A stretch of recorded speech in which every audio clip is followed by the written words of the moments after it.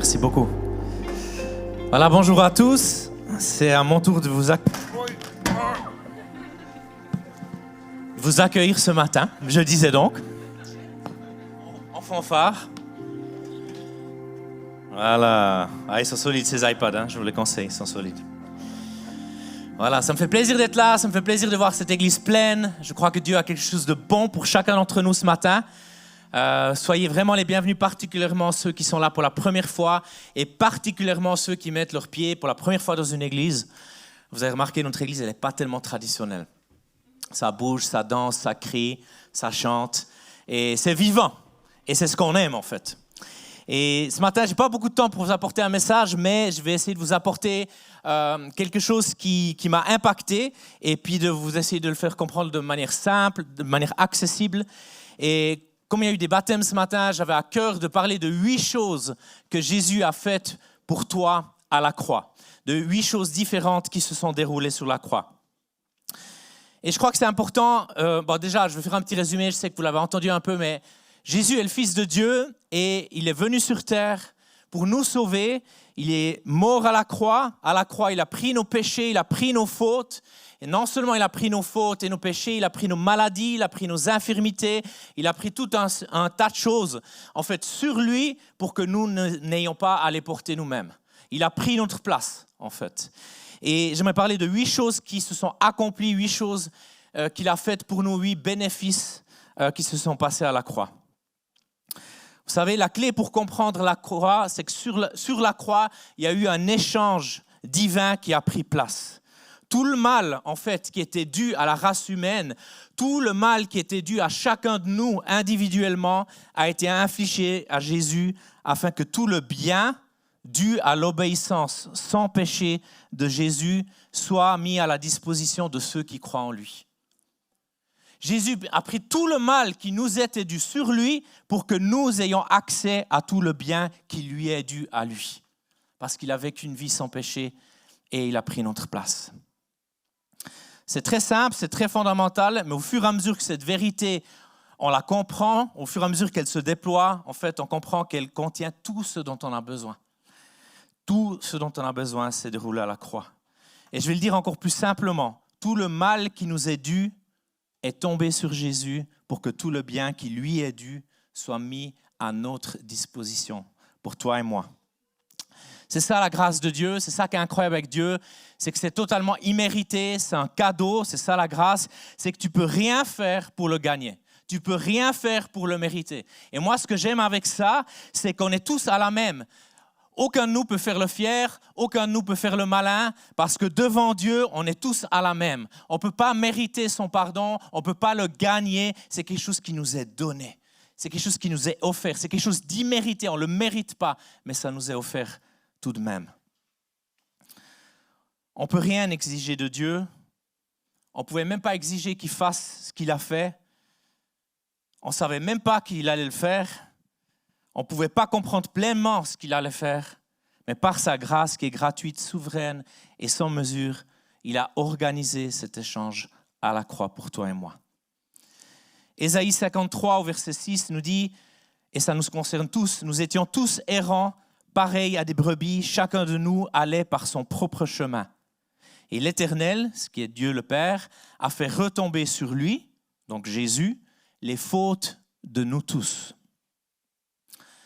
Vous savez de quoi on est tous coupables, chaque être humain sur Terre, toute l'humanité. C'est qu'on n'a pas forcément dérobé une banque, commis d'adultère ou tué quelqu'un. J'espère pas. Il y a beaucoup de choses qu'on pourrait dire qu'on n'a pas faites. Mais s'il y a une chose que nous avons tous faite, chacun d'entre nous, c'est qu'on s'est tous tournés vers notre propre voie. On a tous suivi notre propre voie, notre propre chemin. Et vous savez, la Bible, elle dit que ça représente la rébellion. C'est ça la rébellion, c'est quand chacun suit son propre chemin. Et on est coupable de tous. Tous, chacun d'entre nous, on est coupable de ça. Peu importe ta nationalité, peu importe ta couleur de peau, peu importe ton statut social, chacun d'entre nous, homme, femme, on est coupable de ça. Et la miséricorde, la grâce de Dieu, c'est que lorsque Jésus était suspendu à la croix, Dieu lui a infligé nos péchés, notre culpabilité et la rébellion de nous tous. Et Jésus l'a pris sur lui-même. Et courtement, je veux parler de 8 aspects de cet échange qui a pris place. Le premier, c'est que Jésus a été puni pour que nous puissions être pardonnés. Ésaïe 53, 4 à 5 dit « Pourtant, en vérité, c'est de nos maladies qu'il s'est chargé, ce sont nos souffrances qu'il a prises sur lui, alors que nous pensions que Dieu l'avait puni, frappé et humilié. Mais c'est pour nos péchés qu'il a été percé, c'est pour nos fautes qu'il a été brisé. La punition qui nous donne la paix est retombée sur lui, et c'est par ses blessures que nous sommes guéris. » Et en fait, ces versets que je viens de dire, ils comportent 2 aspects. Il y a l'aspect spirituel et il y a l'aspect physique. Il y a le spirituel d'abord. Donc Jésus a été puni pour nos transgressions et nos péchés. Et c'est parce qu'il a été puni que nous, on peut être pardonnés de la part de Dieu le Père. Et étant pardonné, si on est pardonné de la part de Dieu, c'est que ça représente qu'on a la paix avec Dieu. Notre relation avec lui est en paix. Et tant que nous ne sommes pas pardonnés, on n'a pas la paix avec Dieu. Il ne faut pas se leurrer, il n'y a que Dieu qui peut nous pardonner. Et tant qu'on n'a pas fait ce pas de lui demander pardon, tu n'es pas en paix avec Dieu. Tu n'es pas en paix avec Dieu. Mais c'est possible. Ce matin, on va vous donner l'opportunité de le faire. La paix avec Dieu ne peut que venir au travers du pardon. Et ce pardon a été possible parce que Jésus, il a porté le châtiment, il a porté la faute, nos péchés, il a pris tout ça sur lui. Donc, pour résumer, Jésus a été puni pour que nous soyons pardonnés. C'est ça le premier aspect de l'échange. Et dans le même verset, il est dit, c'est de nos maladies qu'il s'est chargé et ce sont nos souffrances qu'il a prises sur lui. Et la conséquence, c'est quoi? C'est par ses blessures ou par ses meurtrissures que nous sommes guéris, que nous avons été guéris. Et cela représente l'aspect physique. Mon deuxième point, qui va aussi avec ce deuxième point de l'aspect physique, c'est Jésus a été blessé pour que nous soyons guéris. Matthieu 8, 16 à 17. Le soir venu, on lui amena, donc à Jésus, beaucoup de gens qui étaient sous l'emprise de démons. Par sa parole, il chassa ces mauvais esprits. Il guérit aussi tous les malades, pas certains, pas un nombre limité, mais tous les malades qui venaient à lui ont été guéris. Ainsi se réalisait cette parole du prophète Ésaïe, donc ça résume le verset qu'on a lu avant. Il s'est lui-même chargé de nos infirmités et il a porté nos maladies. Mes amis, retenez ça. Premièrement, Jésus a pris vos fautes, a pris vos péchés. Deuxièmement, Jésus a pris vos maladies et vos infirmités. Il est non seulement le Dieu qui pardonne, il est le Dieu qui guérit. Il ne guérit pas seulement les corps, il guérit les cœurs, il guérit les âmes. Quand Jésus fait une guérison, il fait la totale. Il s'occupe de tout. Il ne laisse rien à côté, ok? Mon troisième point, c'est Jésus a été fait péché par notre péché pour que nous soyons rendus justes par sa justice. Pas par ta justice. Parce que par nous-mêmes, on ne pouvait pas se rendre juste devant Dieu. C'était impossible. Mais on a reçu cette justice de Jésus à la croix. 2 Corinthiens 5, 21 nous dit « Celui qui était innocent de tout péché, donc de nouveau en parlant de Jésus, Dieu l'a condamné comme un pécheur à notre place pour que dans l'union avec le Christ, nous soyons justes aux yeux de Dieu. » Quelle magnifique nouvelle. Grâce à Jésus, grâce à ce que Jésus a accompli à la croix, on peut être vu juste aux yeux de Dieu.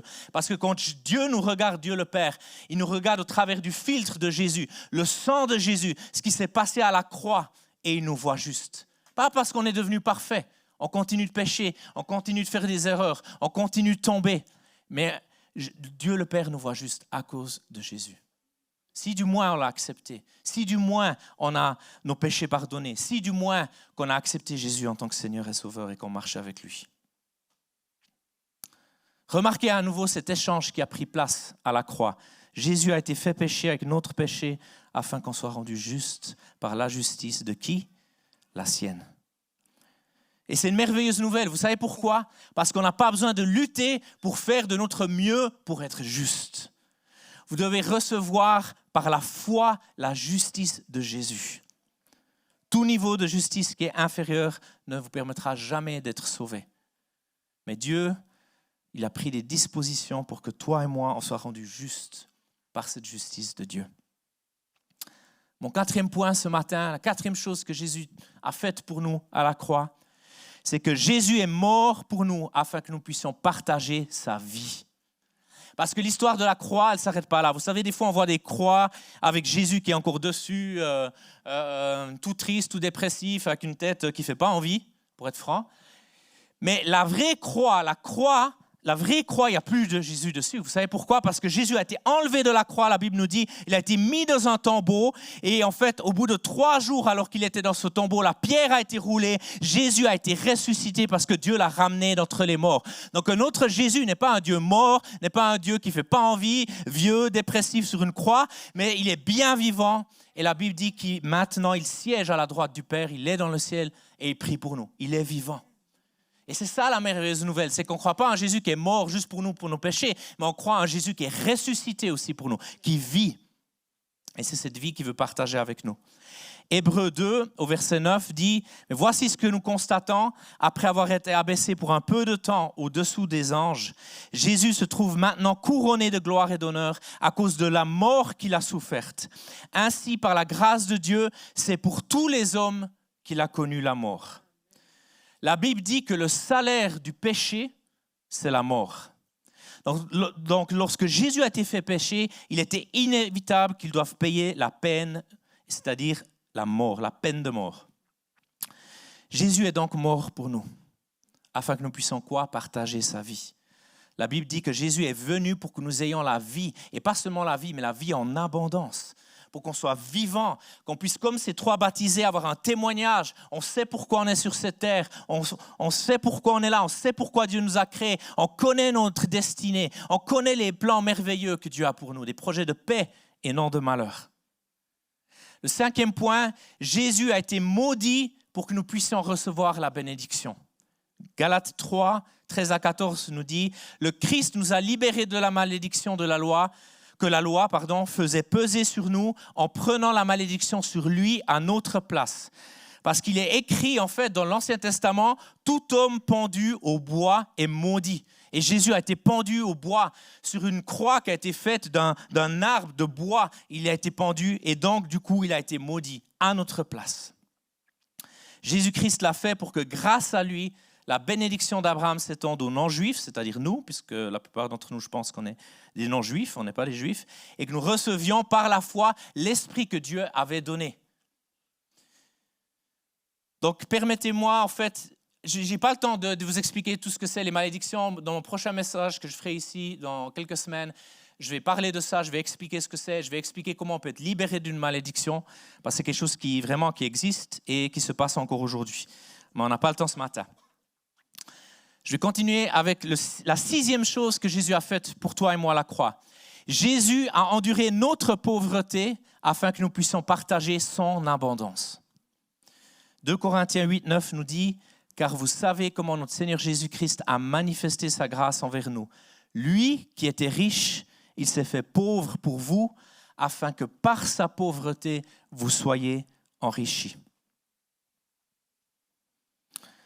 Et Dieu nous promet de pourvoir à tous nos besoins.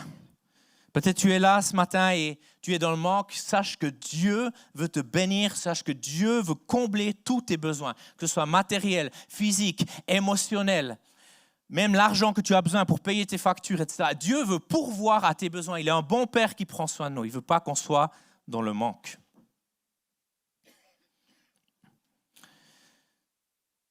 La 7e chose que Jésus a fait pour toi à la croix, c'est que Jésus a enduré notre honte pour que nous puissions partager sa gloire.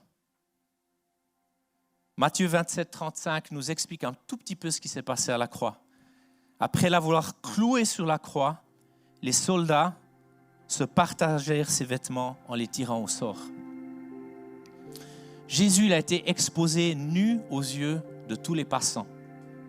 Vous vous souvenez, lors de la Deuxième Guerre mondiale, ce que les nazis ont fait aux Juifs, c'est qu'ils les déshabillaient, ils les mettaient à poil, si vous me permettez l'expression, et ils les laissaient là dans le froid. Et vous avez sûrement peut-être vu la liste de Schindler ou d'autres films qui ont montré ces choses horribles qui ont été faites aux Juifs. Mais Jésus, à la croix, il a été complètement dénudé. On a tiré au sort ses habits. Il s'est retrouvé nu sur la croix. Est-ce qu'il n'y a pas quelque chose de plus honteux ou qui nous mettrait le plus la honte de nous trouver tout nus devant tout le monde? Jésus l'a enduré pour toi. Il a pris ta honte. Et il y a une chose très intéressante qu'on peut voir dans le récit de l'Évangile. C'est écrit que les femmes qui accompagnaient Jésus se tenaient à distance. Pourquoi elles se tenaient à distance? Parce qu'il était nu. Parce qu'il a été mis nu devant les yeux de tous. La seule femme qui s'est approchée de Jésus, nous dit la Bible, est sa mère. Sa mère qu'il avait vue nue depuis le premier jour. C'est la seule qui a osé s'approcher de Jésus.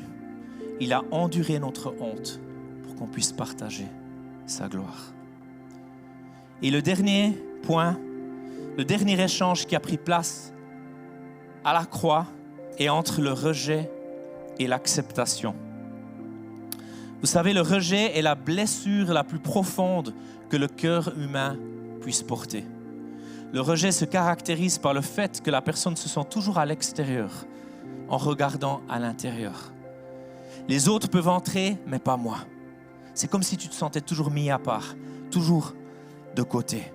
Tu n'as jamais l'impression que tu fais partie du groupe ou de la famille. Une autre marque de rejet, c'est l'incapacité à exprimer l'amour. Jean nous dit dans la Bible que nous aimons Dieu parce qu'il nous a aimés le premier. On l'a chanté ce matin.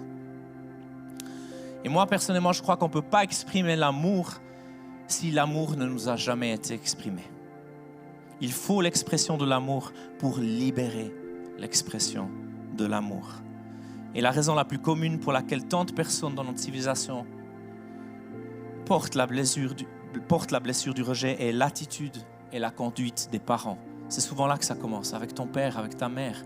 Ça peut créer des rejets terribles. Ma propre mère a grandi dans un orphelinat. Sa mère n'a jamais voulu d'elle. Son père est jeune mort quand il était alcoolique. Encore aujourd'hui, ma mère, elle se bat avec le rejet.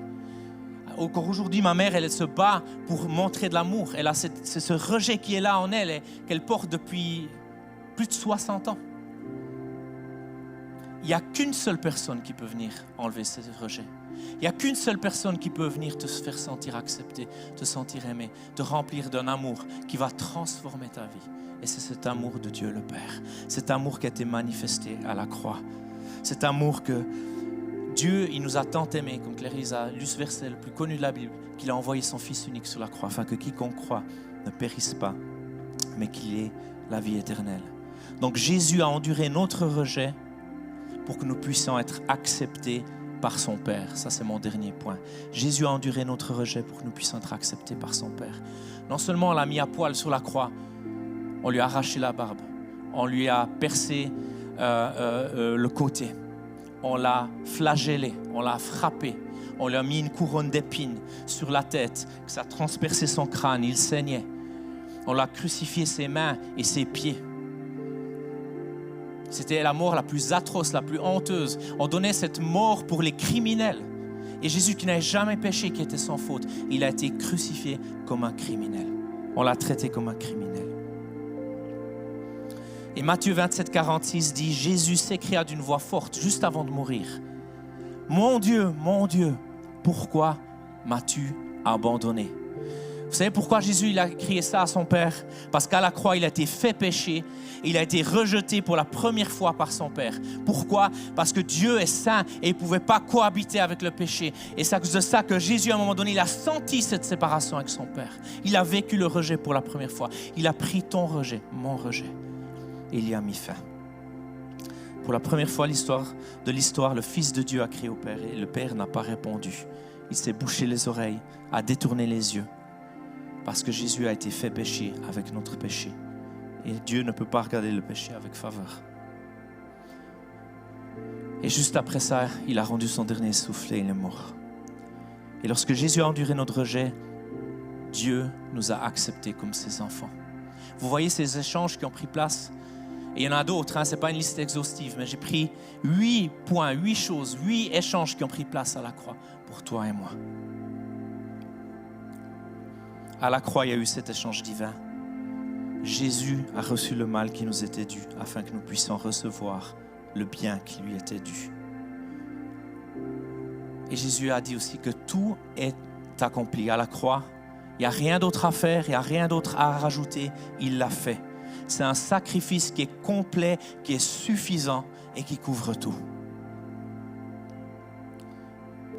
J'aimerais juste qu'on puisse fermer nos yeux pendant un instant ce matin. J'aimerais juste qu'on puisse se remettre chacun devant Dieu tel que nous sommes, sans masque, sans prétention, sans essayer de jouer un jeu, mais juste tel que nous sommes devant Dieu. Parce que même si tu ne le vois pas ce matin, même si tu ne le sens pas, sache que Dieu est là, ce Dieu vivant. L'histoire de ces baptisés, c'est pas un conte de fées, c'est pas une histoire inventée, c'est l'histoire d'une vie. D'une vie qui a expérimenté l'amour de Dieu, d'une vie qui a rencontré ce Dieu vivant. Et ce matin, on n'aimerait pas juste que ce soit une histoire pour ces 3 baptisés. Je sais qu'il y a d'autres personnes qui sont là ce matin, qui ont besoin de faire ce choix, comme moi je l'ai fait il y a plus d'une 20aine d'années, de suivre Jésus, d'avoir ses péchés pardonnés, d'être en paix avec Dieu. Il n'y a rien de plus beau que de vivre en paix. Il n'y a rien de plus horrible que de vivre angoissé et dans la peur. Ce matin, Dieu veut restaurer la relation avec toi. Il t'aime, tu es son fils, tu es sa fille, il t'a créé, il t'a désiré, il t'a voulu, il t'a tissé dans le ventre de ta mère. Même si tes parents t'ont pas voulu, même si ta mère ou ton père t'aurait rejeté, sache que Dieu t'accepte, sache que Dieu t'aime, sache que Dieu t'a voulu. Il te connaît, il t'appelle par ton nom.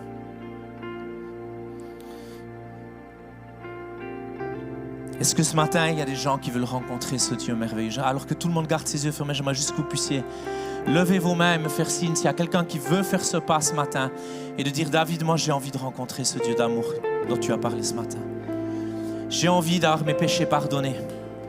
Voilà, levez bien vos mains, je vous vois. Est-ce qu'il y a d'autres personnes qui veulent rejoindre ces 3 personnes qui ont levé leurs mains? Gardez juste vos mains levées. Ok, je vois ta main derrière. Ouais. Je vois vos mains. Est-ce qu'il y a d'autres personnes? Il y a 5 personnes actuellement qui lèvent leurs mains. Est-ce qu'il y a d'autres personnes qui veulent faire ce pas? Parce qu'on va prier ensemble. On va faire une prière pour avoir nos péchés pardonnés. Je vois ta main. Juste gardez vos mains. Vous savez, c'est quelque chose qu'on fait publiquement. Jésus, il est mort publiquement pour toi. Donc n'aie pas honte ce matin de lever ta main et de dire: moi je choisis Jésus. Je vois vos mains derrière. Il y a une dizaine de personnes. Et on va faire une prière ensemble ce matin. On va croire que Dieu va nous pardonner nos péchés, nous donner un nouveau départ et qu'on va pouvoir rentrer dans une relation avec ce Dieu d'amour. Alors tous ceux qui ont levé leurs mains, vous pouvez prier avec moi, répéter ce que je vais dire. Père éternel, je viens devant toi ce matin et je reconnais publiquement que Jésus est le Fils de Dieu, qu'il est mort pour moi à la croix,